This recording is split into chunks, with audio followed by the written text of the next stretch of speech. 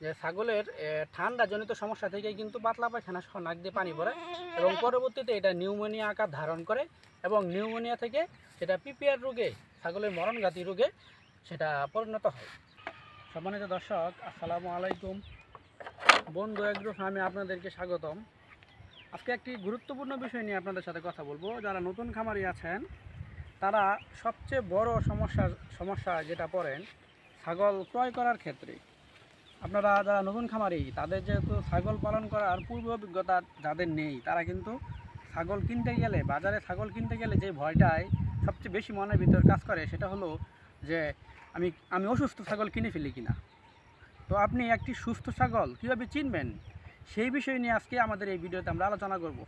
চলেন একটা সুস্থ ছাগলের বৈশিষ্ট্য সম্পর্কে আলোচনা করে আসি।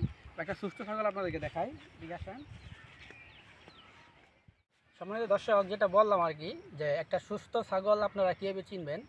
দেখেন আমার এই একটা ছাগল, এটা কিন্তু ব্ল্যাক বেঙ্গল জাতের ছাগল।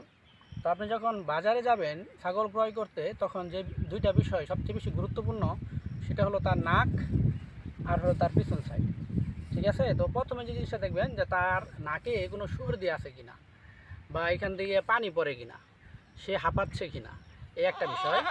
আরেকটা বিষয় হলো তার মানে পাতলা পায়খানা আছে কিনা। এটা আপনি এভাবে একটু উঁচু করে আপনি এখানে দেখবেন যে পাতলা পায়খানার কোনো চিহ্ন এখানে লেগে আছে কিনা। এই দুটা বিষয় হলো সবচেয়ে বেশি গুরুত্বপূর্ণ, কারণ আপনারা জানেন যে ছাগলের ঠান্ডাজনিত সমস্যা থেকে কিন্তু পাতলা পায়খানা সহ নাক দিয়ে পানি পড়ে এবং পরবর্তীতে এটা নিউমোনিয়া আকার ধারণ করে এবং নিউমোনিয়া থেকে সেটা পিপিআর রোগে, ছাগলের মরণঘাতী রোগে সেটা পরিণত হয়। তো ছাগল ক্রয় করার ক্ষেত্রে অবশ্যই এই দুইটা বিষয় অনেক বেশি জরুরি।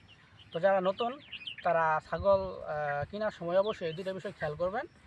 আর এই দুটা বিষয় খেয়াল করলেই আপনারা মোটামুটিভাবে একটা সুস্থ ছাগল বাজার থেকে ক্রয় করতে পারবেন। তো বন্ধু এগ্রো ফার্মের যারা ভিডিওটি এতক্ষণ দেখলেন তাদেরকে ধন্যবাদ। আর যারা এখন পর্যন্ত চ্যানেলটি সাবস্ক্রাইব করেন নাই তারা চ্যানেলটি সাবস্ক্রাইব করে দেবেন। আল্লাহ হাফেজ।